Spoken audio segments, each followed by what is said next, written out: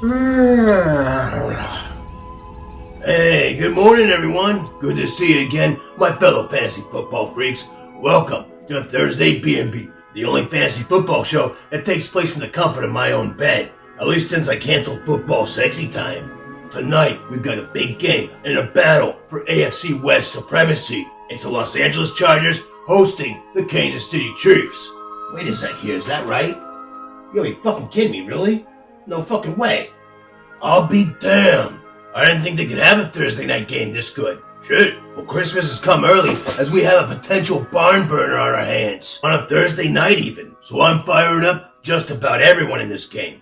Which of course means that the fantasy gods are gonna take a nice big dump all over my nice French toast breakfast here. Just cause the fantasy gods love to fuck with us. But anyway, we can't think like that. It's a playoff time. We're gonna start and sit guys like we would in any other game. Vegas has the over-under on this game at 52 points. And I think that's a conservative enough line, even for a Thursday game. So yeah, there's likely to be a lot of scoring. But who's gonna do the scoring? And who's gonna do the boring?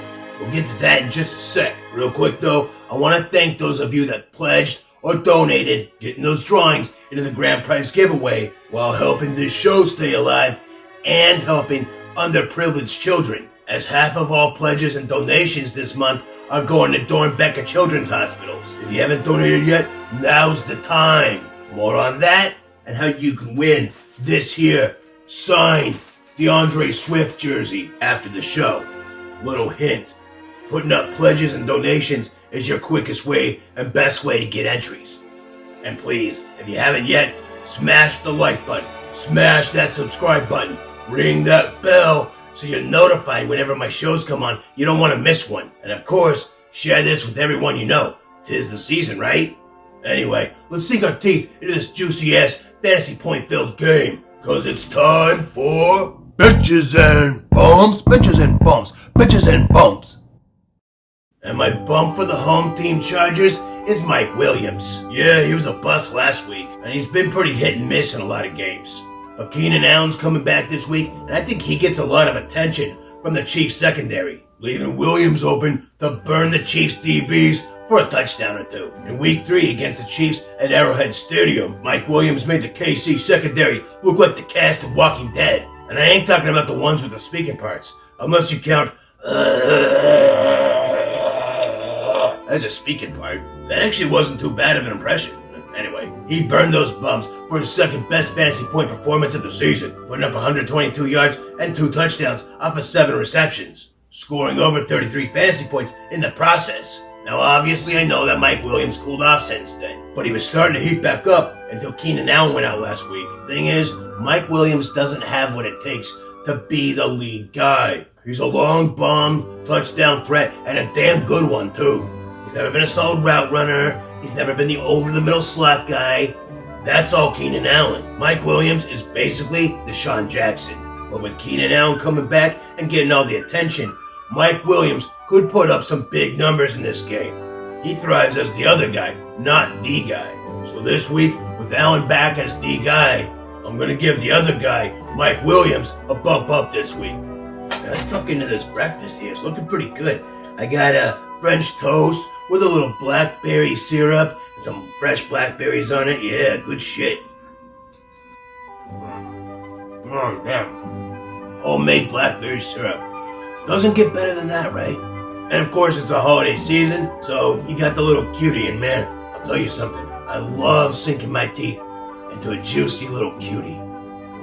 No better way to start your day. You get the little cutie juice all over your face. You smell like little cutie for the rest of the day. Yeah, you know what I mean, guys. Right? And some of you gals too, you know. It's a holiday tradition. Gotta love it. And whenever I'm done eating a cutie, I don't know about you, but I like a little bang bang, you know. Now for the Chiefs, my bump of the game goes to Clyde Edwards-Helaire. And why do I feel this way? Well, I'll tell you why. In the form of a rap. Yeah, that's right. You see, Bogart Scott-Free, who you've seen me do the Fantasy News Today show with, yeah, him. He calls this guy the Fresh Prince of Bel-Aire. So for you, Bogey, and for the rest of my fantasy football freaks out there, oh yeah. Where are all my fellow 80s kids at, huh? Where you at? Represent. Now this is a story all about why CEH is my guy. So chill the fuck out and just sit right there. I'm gonna tell you why I'm starting Clyde Edwards-Helaire. Yeah,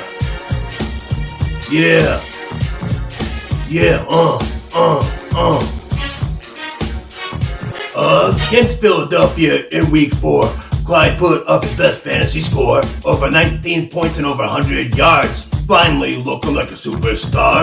But the very next week it was not so good. The Bills came charging through the neighborhood.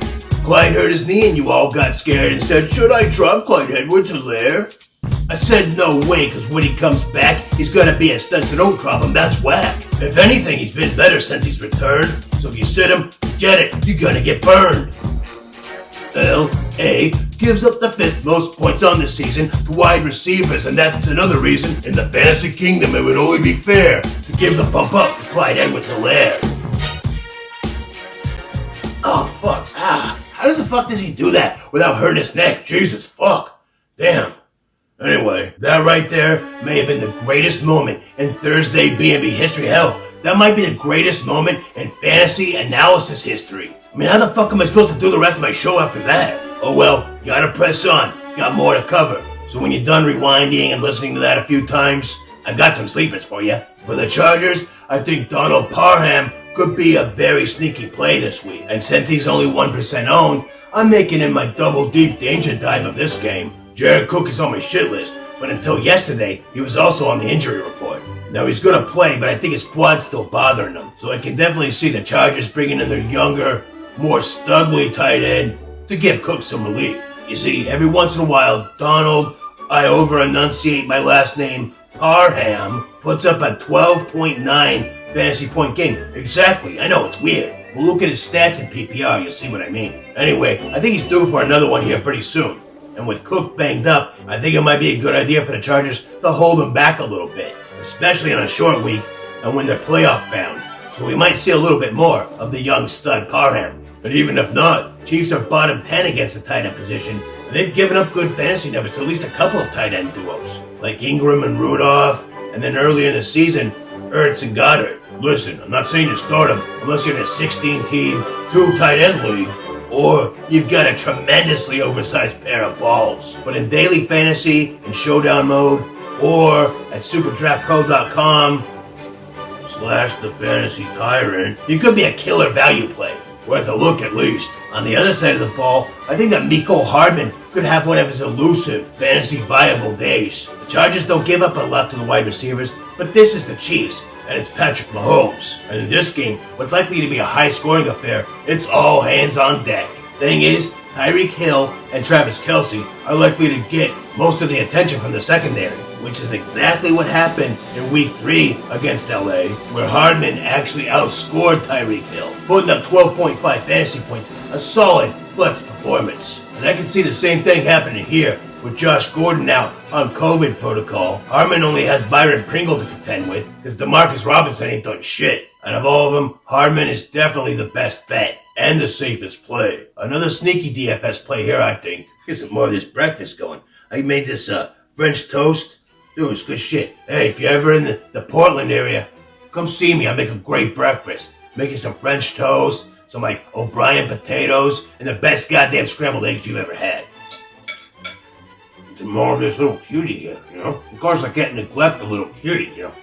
A juicy little cutie like this, you can't just let him go. Energy up. Alright, now for the benches, and I'm just gonna get the both out of the way, alright?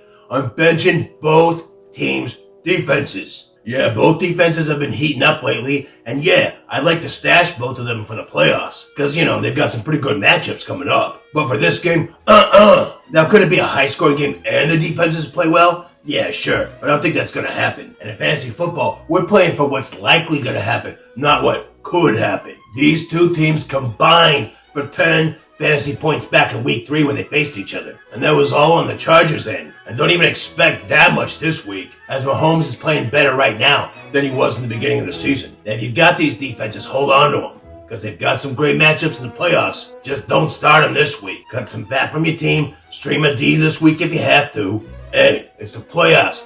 Bold moves win championships. So be bold and sit both of these defenses on your bench. And now we've come to the bust alerts. And is anyone watching anymore, or did you all get caught up in the CEH Rap? Keenan Allen comes back from his little stint with COVID. And while I don't think he's going to suffer any side effects from it, I do think he'll be a target of the Chiefs' defense this week. Let me get this out of the way.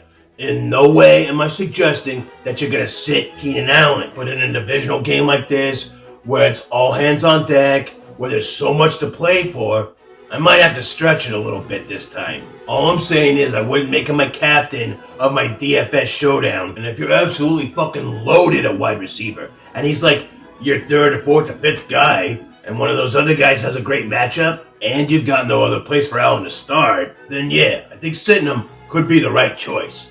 Most likely, that's not your scenario though. Honestly, this has to be the weakest damn argument I've ever made for any point ever in fantasy football. But that's just, because I think this is gonna be a high-scoring week for a lot of those fantasy football studs. Because other than the defenses, I ain't sitting anyone. But I wouldn't be shocked at all if Keenan Allen didn't have a monster game.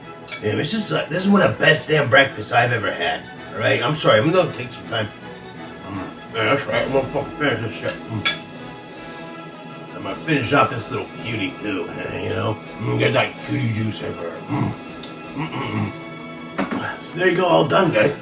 I never finished my breakfast. Thanks for letting me. And as a reward, I'll give you my other bust alert this week. Now, in the same vein as Keenan Allen, I'm telling you right now, you're not gonna sit Tyreek Hill. But in the fantasy playoffs, sometimes it's the crazy moves that win you the championships. Yeah, you start your studs, but has Hill really been a stud this year? Yeah, I know. In pure numbers alone, he is a top 10, maybe even top 5 wide receiver, depending on your league. But the problem is game to game. He's just so volatile. Yeah, he might average over 20 points a game, but that's 40 in one game and like 5 in the next. So, it's hard to pinpoint him. Now, the last time he faced off against LA, they had his number, the number 10. And he had just under that number in fantasy points with 9.7.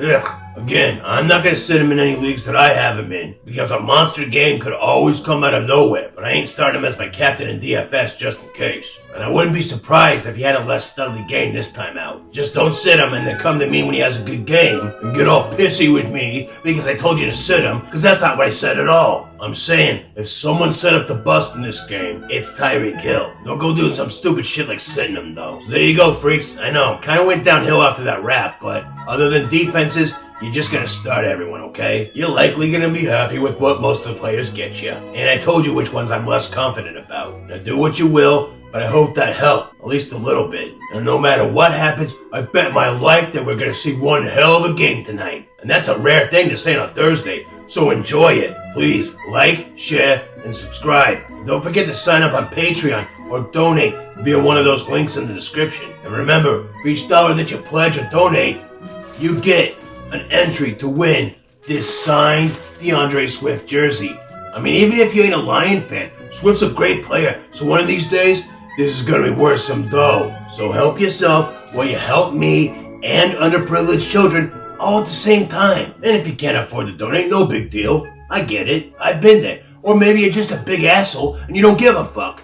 Hey, that's okay, you do you. So in that case, you might want a free entry into the giveaway. And if you do, just go to superdraft.com/thefantasytyrant. You can sign up for the free tier, or if you want to make real money, you can sign up for one of the higher tiers. Now for every tier level that you signed up on, you're getting 5 entries. So if you sign up for the free tier, you get 5 entries. If you sign up for the $20 tier, 10 entries, so on and so forth. Now this is daily fantasy that you can play in all 50 states, completely legal, and in Canada. Who doesn't want to win free money? Why not? And if you want to win big money, there's not a lot of people on this site. You can take advantage of that. You're playing against tens or hundreds of people, not thousands like in DraftKings or FanDuel. Better chances for you to win. And you get entries to win the jersey. It's a no-brainer. superdraftpro.com/thefantasytyrant. Don't want to do that? That's okay. Another way to get free entries is to share this video onto any social media platform that you got that's fantasy football related with the hashtag Tyrant Gang. Take a screenshot, send it to me, I'll give you an entry. And if you do it on the Fantasy Football Edge Facebook page, I'll double those entries for you. Yeah, so no matter how you enter the contest. Details below. And while you're down there, go and smash the like button. Smash subscribe. Hit that bell for the notifications so you don't miss a show. And of course, it's the season for sharing, so share with everyone you know. Thank you so much again for all your support and your viewership. Good luck to you this week. And come back and see me on late Friday night, early Saturday morning, somewhere around there, for the benches and bumps for the rest of the games. Until then, I'm out. Peace.